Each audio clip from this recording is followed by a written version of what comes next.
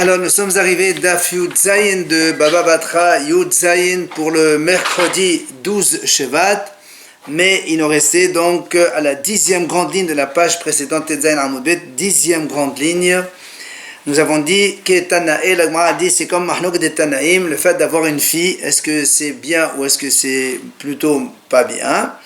Eh bien c'est la Mahnouk que la Gemara ramène ici, la Braïta dit Hashem Bedaret Abraham Bakol. Dans le passage c'est marqué Hashem il a venu Abraham en tout, Bakol. Alors la Gemara dit Maï Bakol, ça veut dire quoi ce Bakol? Rabbi Meir Omer c'est le Haïtalobat. Rabbi Meir dit justement, c'est ça la bénédiction qu'Abraham n'avait pas de fille. Parce que le mot Bakol, c'est les valeurs numériques, Bakol c'est Ben, un garçon. Rabbi Yehuda Omer, c'est Haïtalobat. Rabbi Yehuda dit non, Bakol c'est parce qu'Abraham il avait une fille justement. Ahidim Omrim, Bat Haïtalo l'Abraham Bakol Shema. D'autres disent, Abraham il avait une fille, elle s'appelait Bakol. Rabbi Elazar Amodai Omer, Esterninu Haïtabile Boshe Abraham Avinu. Et dit c'est quoi ce Bakol là? C'est qu'Abraham Avinu il était un grand astrologue. Tous les rois de l'Orient et de l'Occident, ils venaient le consulter parce que Abraham c'est ça, Abraham Hashem il a venu Bakol dans tout cela. Rabbi Shimon ben Yochai Omer, Even Tova Haïta, c'est quoi ce Bakol là? C'est qu'Abraham Avinu il avait dans son cou un collier avec une pierre précieuse et cette pierre, Shekol Choleh Haroe Otam Yad Mitrapeh. Tout celui qui voit cette pierre, il guérit de suite. Quand Abraham est niftar, Hashem il a pris cette pierre, il l'a mise donc dans le soleil. Amar Abaye, il a dit Abaye, c'est ce que disent les gens. Edli Oma, Edli Ksera. C'est-à-dire quand le soleil se lève, c'est là où la maladie elle diminue. C'est parce qu'il y avait là-bas la pierre donc d'Abraham Avinu. D'abord, une autre explication, c'est quoi Bakol, c'est quoi la bénédiction qu'Hachem a donnée à Abraham? Shalom alad Esav biyamav, que Esav ne s'est pas rebellé durant la vie de Abraham Avinu. D'abord, enfin une autre explication, Asa Ishmael teshuva biyamav, que Ishmael son fils donc il a fait teshuva pendant que Abraham était encore vivant. Alors la Gemara nous explique où c'est qu'on a vu ça. Shalom alad Esav biyamav minalan. D'où on a vu que Esav ne s'est pas rebellé durant la vie d'Abraham. Dirtiv, c'est marqué dans le pasuk. Vayavo Esav min hasadeh vehu ayef. La Torah raconte qu'Esav il est arrivé du champ alors qu'il était fatigué. Betana hachamim enseigne. Oto hayom niftar Abraham Avinu. Ce jour-là, Abraham il est décédé. Ve'asa Yaakov avinu tafshir shel adashim lenachem et Yitzhak avihu. Yaakov il a fait un repas de lentilles, donc ce fameux repas de lentilles pour consoler son père, c'est le repas de consolation pour son père Yitzhak, qui venait de perdre donc son père Abraham. Alors on m'a dit, mais pourquoi un plat de lentilles et pas autre chose? En Israël, on dit au nom de Rabba Bar Mari, de la même façon que la lentille, elle n'a pas d'orifice, elle n'a pas d'ouverture, et bien la même chose, l'endeuillé, lui, n'a pas non plus de bouche, ça veut dire qu'un endeuillé, il se tait, il ne parle pas. De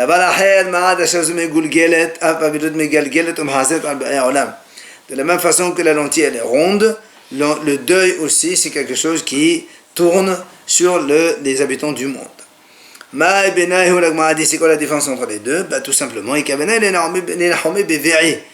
qu'on a le droit aussi de consoler, de donner le repas, donc le soldat Havara, ce qu'on appelle le premier repas après l'enterrement, avec des œufs.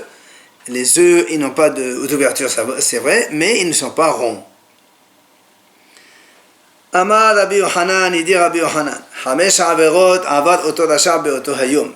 Ce jour-là, Esav, il a fait 5 péchés. C'est quoi? Ba'anara me'orasa. Premièrement, il a été violé, donc une jeune fille fiancée. Deuxièmement, il a tué quelqu'un. Troisièmement, il a renié l'existence d'Hachem. 4. Il a renié la résurrection des morts. Et enfin, il a méprisé le droit d'aînesse. Alors, l'Agma explique où c'est qu'on a vu tout ça. Où c'est qu'on a vu qu'il a été donc avec une fille fiancée. C'est marqué, il est venu des champs. Pourquoi la Torah nous précise des champs? Comme dans un autre donc, sujet de la Torah, on dit que parce que un homme, il a violé une jeune fille, il l'a trouvée dans les champs, c'est pour ça qu'on le tue lui et pas elle. Alors, il y a marqué Basadé aussi. Alors, on fait Xerashava. La deuxième faute de Esav, Halaret Nefesh, il a tué quelqu'un. Kitibacha Ayev, Uchtibatam Oinali ki Aïfa Nafshé la Hodrim. Il y a marqué Aïfa Nafshé la Hodrim pour ceux qui tuent. Donc, on voit bien que le mot Ayev, ça veut dire qu'il a tué quelqu'un. Troisièmement, Vechafat Baïqad, il a renié l'existence d'Hachem. Kitib, Hacha, Lamazé Li. Il a dit Lamazé Li. Pourquoi Li? Pourquoi, c'est quoi le mot Li? Le Zé, donc, ça indique Hachem.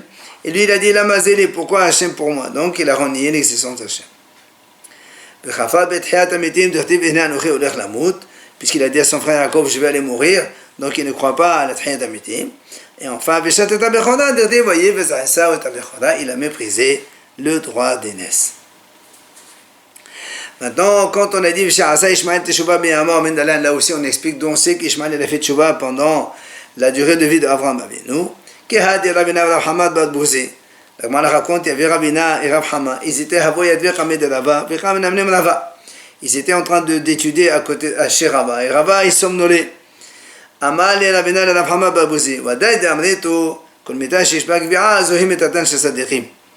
C'est vrai que vous dites que quand il y a le mot, la Torah, elle s'exprime pour dire mourir, le mot gvira, le verbe gvira, c'est-à-dire c'est la mort des tzadikim. Amalo, il a dit, oui monsieur. Alors il dit, lui dit pourtant, dans le Dora Maboul, la génération du Maboul, c'est marqué aussi gvira, et pourtant c'est pas des tzadikim. Amalé, Anan, gvira, va asifa, Karmenan. Il dit non, quand on a dit c'est les tzadikim, c'est quand il va vaïgva, vaïasifa, gvira, vaïasifa, les deux. Alors il lui dit, Veha Ishmael, dirti begvira, vaïasifa. Il dit pourtant, voilà Ishmael aussi a marqué gvira, vaïasifa. Entre-temps, l'Agmal raconte Dachit Abehu. Rava, il s'est réveillé. Amalehu, Dachit, il leur a dit, les enfants, Achi Amar Rabbi Yochanan, Ishmael a asat tchouva b'chaya avihu. Ishmael, il a fait tchouva donc durant la vie d'Avraham Avinu, Shneemar, Vayichberu Oto, Ishaq v'Ishmael banav. Quand ils ont enterré Avraham, il y a marqué Ishaq en premier, alors qu'Ishaq c'est le deuxième enfant, il est né après Ishmael. Ça veut dire qu'Ishmael, il a fait kavod à Ishaq, et c'est ça la tchouva qu'il a fait. Alors vient le Mahdi Bidin Madel Chokhmatan Kahashivlehu. Et peut-être que il n'a pas fait comme ça, mais c'est tout simplement la Torah décrit parce qu'Isaac il était plus Chacham qu'Ishmael. Alors le Mahdi, si c'est comme ça, il a Me'ata, Vayekbedoto Esav Yaakov Banav. À propos d'Isaac, quand il a marqué Esav Yaakov, il l'a enterré. Pourquoi Ma'etama la Hashivlehu Chokhmatan? Pourquoi on n'a pas commencé par Yaakov qui est plus Chacham? Elle l'a Mederdeme. Si on a mis Ishaq comme Ishmael, c'est que c'est Ishmael qui a placé Ishaq avant lui, et c'est la seule kavod qui a fait que Ishmael a fait Ishaq, c'est la preuve qu'il a fait tchouva durant la vie de Avraham Avinu. Tano Rabbanan Chachamim enseigne, Shelosha hit'iman hakadosh baruch hu ba'olam hazeh me'en olam haba. Il y a trois personnages donc. Hachem leur a fait goûter dans ce monde un peu le Olam Haba. C'est qui ces trois? Elohim, Abraham, Ishaq et Yaakov. Ce sont nos avot, nos patriarches. D'où on sait, Abraham dertiv be bakol, Ishaq dertiv be mikol, Yaakov dertiv be kol. Donc Abraham, on a vu, il y a marqué Vashem Abraham bakol. Ishaq, il a dit va ochal mikol. Yaakov, il a dit yesh lichol. Donc comme il y a marqué kol, tout, ils ont tout, ça veut dire qu'ils ont donc même le monde, le Olam Haba, ils l'ont eu dans ce monde-là. Shlosha, la Gemara continue. Shlosha, lo shalat bahen Yetzirara. Il y a trois personnages non plus qui, Yetzirara, il n'a pas eu maîtrise, domination sur eux. C'est qui? Elohim. Abraham, Isaac et Yaakov. C'est encore les patriarches. C'est Bakol, Mikol, Kol. Parce qu'il y a marqué aussi, donc, la même chose, Bakol, Mikol. Bakol chez Abraham, Mikol chez Isaac et Kol chez Abraham. Yesh Omrim, certains rajoutent, Av David, même David aussi. Dertiv, il est bi halal birkerbi. Mon cœur, il est halal. C'est-à-dire victime, le Yetzirah, il est mort dans son intérieur, donc il n'y a pas eu Yetzirah. Alors pourquoi le premier ne l'a pas cité, David? Alors lui, il explique, en fait, c'est David qui exprimait sa douleur, comme quoi son cœur il est mort en lui tellement il a souffert avec tous ces malheurs qu'il a traversés. Tanu Rabbanan Chachamim enseigne Shisha lo salat bahen malach hamavet. Il y a 6 donc que le malach hamavet n'a pas pu toucher quand ils sont morts. Eh bien c'est pas le malach hamavet qui les a tués, mais ils sont morts par Nishira, donc par un baiser d'Hachem. C'est qui? Ve'elohen Abraham, Isaac et Yaakov, Moshe, Aharon ou Myriam. Donc les 3 patriarches, Moshe, Aaron et Myriam. La Gemara dit Abraham, Isaac et Yaakov, d'Echtiv Behu Bakol Mikol Kol, comme on a vu tout à l'heure. Moshe, Aharon et Myriam, d'Echtiv Behu Alpi Hashem. Parce qu'il y a marqué, à chaque fois quand Moshe Niftar a marqué Alpi Hashem, Aaron aussi Alpi Hashem. Alors la Gemara dit Myriam, d'Echtiv, Weha Myriam, d'Echtiv Alpi Hashem. Pourtant Myriam, c'est pas marqué Alpi Hashem. Pourquoi? Comment on sait qu'elle est morte aussi Ben Shekha? Parce qu'il dit Atia Sham Sham Mim Moshe. C'est marqué Vayamut Sham Moshe. Et il y a marqué aussi Vatamut Sham Myriam. Comme il y a marqué Sham et Sham, Gzera Shabbat, de la même façon que Moshe Alpi Hashem, Myriam aussi.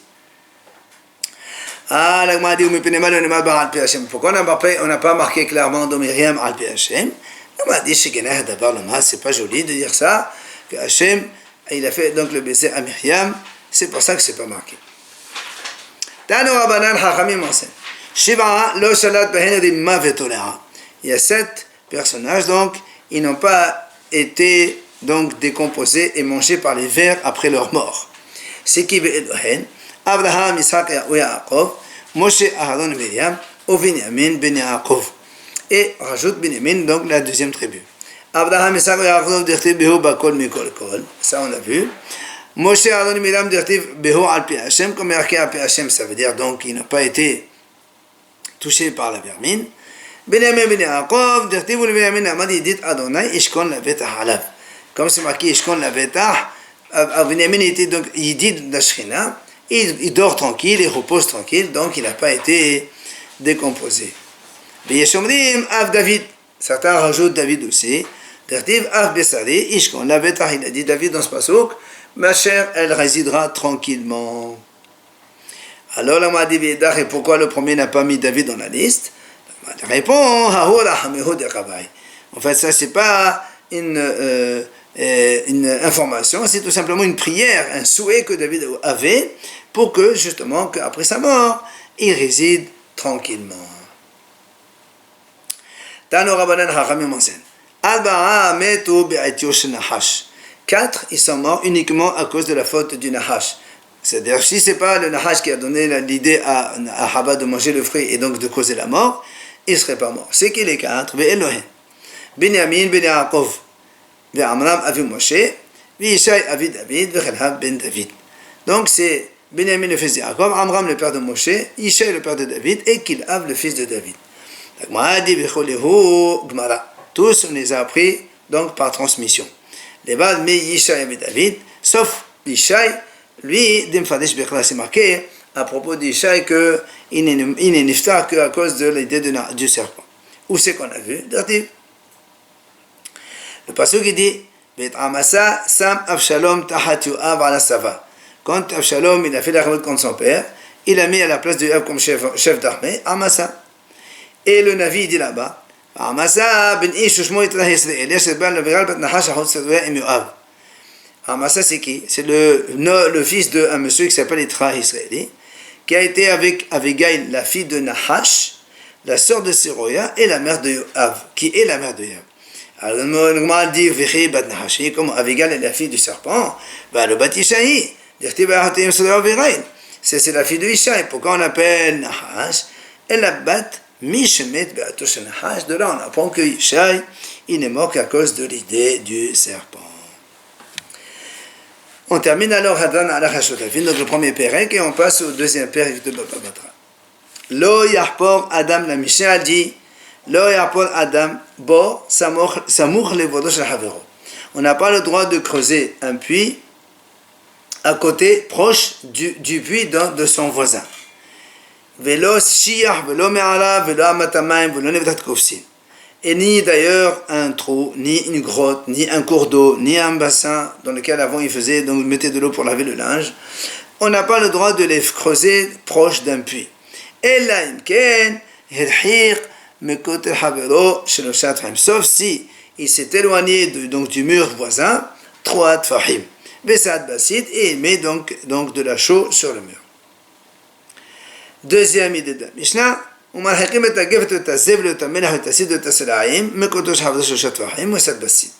la même chose, on doit s'éloigner, éloigner. Gefet, c'est ce qui reste quand on a fini de presser les olives. Zevel, c'est le fumier. Hamela, c'est le sel. Hassid, c'est la chaux. Et Slaim, ce sont des pierres qui font rejaillir du feu. Tout cela, on ne peut pas mettre donc, à côté d'un mur du prochain, à moins qu'on s'éloigne de 3 tfahim pour ne pas abîmer le mur parce qu'il dégage de la chaleur. Ça peut donc abîmer le mur. La même chose que la Mishnah a dit, quand on veut semer, ou bien on veut labourer, ou bien on fait un endroit où ils font leurs urines, il faut s'éloigner du mur, 3 tfahim, parce que là aussi ça va affaiblir le mur. La même chose, quelqu'un qui veut donc faire une meule, il doit s'éloigner du mur, c'est-à-dire 3 tfahim du shechav, la pierre qui est en bas, puisqu'elle est plus large que celle d'en haut qu'on tourne pour moudre. Donc, si on fait 3 tfahim à partir du bas, ça fait 4 tfahim à partir du haut, puisqu'il y a un tevar de moins entre les deux. Enfin, et quand on veut construire un four, on doit le faire 3 tfahim à partir donc du mur, minakelia, c'est-à-dire de la base du four, mais comme les fours d'avant ils allaient en se rétrécissant, ça fait en haut, donc le bord du four, il est à 4 tfahim du mur. Voilà donc ce que dit la Mishnah. La Gemara s'interroge, Patach bevor umsayim bakote. C'est-à-dire dans la Mishnah on a dit, Lo yarpol adam bor, ella elhik mikote. Pourquoi il dit on ne creuse pas un puits que si on s'est éloigné du mur? Il fallait dire on s'est éloigné du puits. Amar Abaye, c'est pour ça que Abaye répond. Certains disent que c'est Rav Yehuda. Pourquoi on a dit kotel, mais kotel boro shanino? C'est pour te dire, il faut s'éloigner du mur du puits et pas du trou lui-même. Alors, il m'a dit, et alors pourquoi on dit, dans ces cas-là, même si tu veux dire ça, tu n'as qu'à dire, il faut s'éloigner 3 tfahim du puits du voisin. Alors on m'a dit, sinon, c'est pour t'enseigner ici que le mur d'un puits, en fait, c'est d'une épaisseur de 3 tfahim, donc minimum. Navramena, qu'est-ce que tu gagnes en disant cela? C'est pour te dire, les mecham, quand quelqu'un il veut acheter ou vendre, on sait que le mur, les parois d'un puits, ils font 3 tfahim. Qui détenait à la parité d'ailleurs à l'appui. Je te vends le puits avec ses murs, c'est-à-dire chez la côté, chez le chat tfahim. Donc il faut que le mur il ait minimum 3 tfahim d'épaisseur. Itmar, la Gemara vient nous enseigner. Si quelqu'un il a un terrain voisin d'un autre, ils ont une clôture entre les deux. Et il veut lui l'esmor, c'est-à-dire il veut creuser un puits juste à côté de la clôture, on va dire comme ça, de la bordure qui les sépare. Abaye Amar Somer, il a le droit de faire le trou juste à côté de la clôture ou de la séparation. Ben Abba Amar et non Somer. Abaye dit non, il faut qu'il s'éloigne minimum 3 tfahim de la séparation d'avec son voisin, et après les 3 tfahim, il peut faire son trou. Alors bien là, moi l'explique. Ben sadéa sur les borot, quand il s'agit d'un terrain que les gens des deux côtés font, ils creusent des trous, alors devrait accoler nos sommaires. C'est sûr qu'il ne peut pas creuser à la bordure donc de la séparation, il faut s'éloigner. Parce que comme l'autre aussi, il fait un trou, il faut qu'il laisse 3 tfahim. Qui plairait la mahloket, quand Abaye a dit, on peut creuser immédiatement après la séparation, et Rava dit non, c'est Bessadé chez Nassouya les Borot. C'est quand il y a un terrain qui n'est pas fait forcément pour faire des trous. Abaye dit on a le droit de faire mon trou, moi, à la limite donc de la séparation avec le voisin, puisque de toute façon l'autre, c'est pas sûr qu'il va creuser. Donc s'il veut après, il n'a qu'à rajouter 3 tvahim. Rabba dit non, il n'a pas le droit de se juxtaposer à la séparation, il faut qu'il s'éloigne de 3 tvahim. Pourquoi? Parce que le voisin il peut lui dire de la même façon que toi tu as décidé un jour de creuser un puits, moi aussi un jour j'ai envie de creuser un puits, et donc je ne veux pas que tu creuses ton puits à la limite de notre séparation. Ça c'est la première explication d'Agma. Et maintenant il y a une deuxième version. Quand il s'agit d'un terrain dans lequel on ne fait pas de trous, tout le monde est d'accord qu'on peut sommaire ça, puisqu'il n'y a pas de trou à faire. Alors je peux je fais mon trou adjacent à la séparation, qui plairait la mahlok d'entre Abaye et Rama, c'est quand le champ il est fait pour être creusé. C'est là où Abaye et Rama sommaire. Abaye dit on peut être sommaire, c'est-à-dire même si le terrain voisin il peut aussi creuser, puisque ce sont des terrains qui sont faits pour creuser. Eh bien, moi je dis que j'ai le droit de creuser proche de la séparation. Pourquoi? Même les hachamim qui disent que quand un homme il veut planter un arbre, il doit s'éloigner du mur 25 amot. Là-bas où, parce que le bord il était existant déjà, il veut planter un arbre, il doit s'éloigner 25 amot. Mais ici, il te dit, quand le monsieur, un des deux voisins, il veut creuser, il n'y a pas encore le bord à côté, alors il a le droit de se coller à la séparation, donc qui les sépare. Maintenant, Rabbi dit non, même dans ce cas-là, il n'a pas le droit de se juxtaposer à la clôture, il faut qu'il sonne un 3 tvahim. Et même si Rabbi Yossi a dit, chacun, quand il y a une séparation, chacun il peut creuser dans son domaine, et l'autre il plante dans son domaine, et donc ça peut être juxtaposé par rapport à la muraille, à la clôture.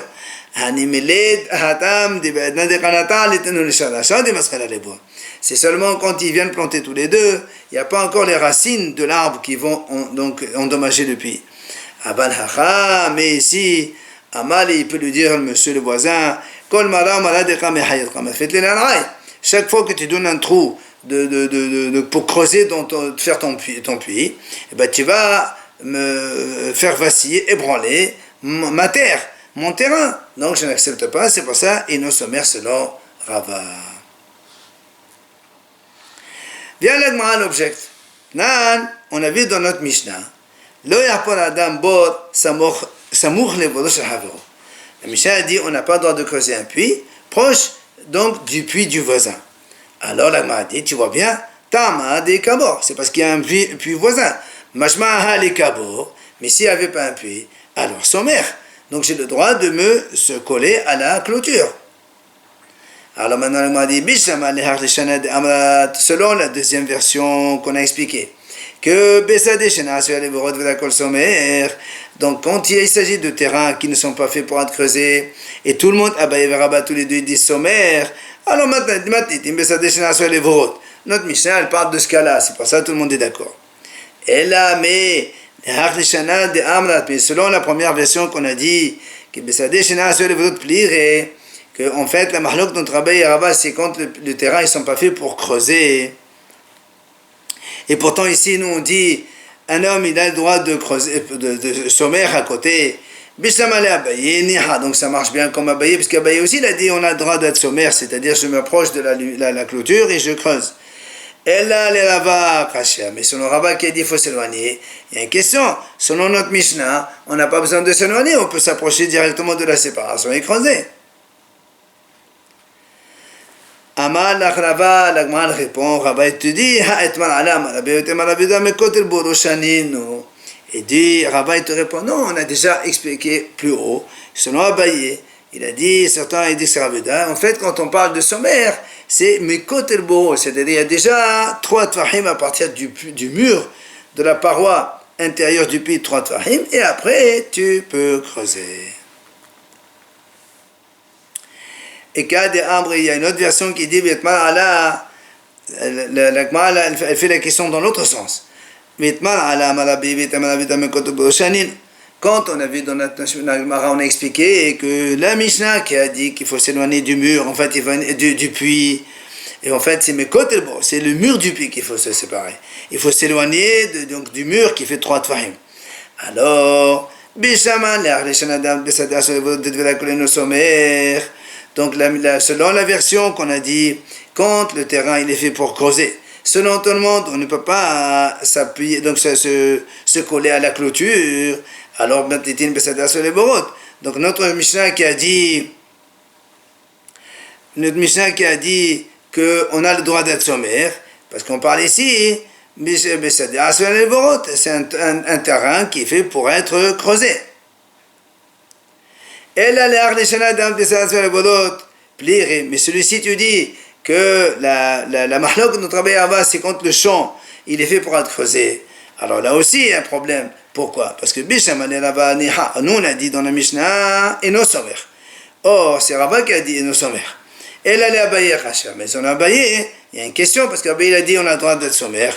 Et nous, on voit dans la Mishnah, selon l'explication qu'on a donnée, qu'il faut s'éloigner quand même l'épaisseur du mur qui fait 3 tfahim. Amalach Abaye vient te répondre. Abaye, matnitin, sheba la faute bebat ahad. Abaye dit non, normalement, en vérité, moi je maintiens qu'on est sommaire. C'est-à-dire, quand quelqu'un il veut creuser chez lui, il peut se coller à la clôture, il n'y a pas de problème. Pourquoi la Mishnah a dit il faut s'éloigner 3 tfahim, c'est-à-dire me côté le bourreau qui fait 3 tfahim, c'est quand tous les deux ils sont venus creuser ensemble. Là, c'est sûr qu'il faut que chacun il prend donc sa séparation, il s'écarte de la clôture. Alors sur ce, l'Agma a posé une question. Tashema, c'est la Hababiadaim. Quand il y a un rocher, Hababiadaim, ça veut dire qu'il est friable, il se fond tout seul. Chacun, il a le droit de creuser son puits donc de part et d'autre de ce rocher. Et là, donc chacun, il doit s'éloigner 3 tfahim. Et il fait donc son trou, et il met de la chaux sur le mur. Tu vois bien que quoi? Que même lorsque il veut creuser, il y a marqué, c'est celui qui veut creuser, il doit s'éloigner de 3 tfahim. Question contre Abaye qui a dit non. Abaye il a dit seulement quand tous les deux ils sont ensemble en train de creuser, ils s'éloignent. Mais si un des deux il veut creuser, il n'a pas besoin de s'éloigner. Et pourtant ici il y a marqué, ils doivent s'éloigner celui qui veut. Alors, il répond, là-bas, on parle d'un rocher justement qui est friable. C'est pour ça qu'ici, on exige qu'il se vende de 3 tfahim. Mais sinon, normalement, Abaye dit, on maintient qu'il est sommaire.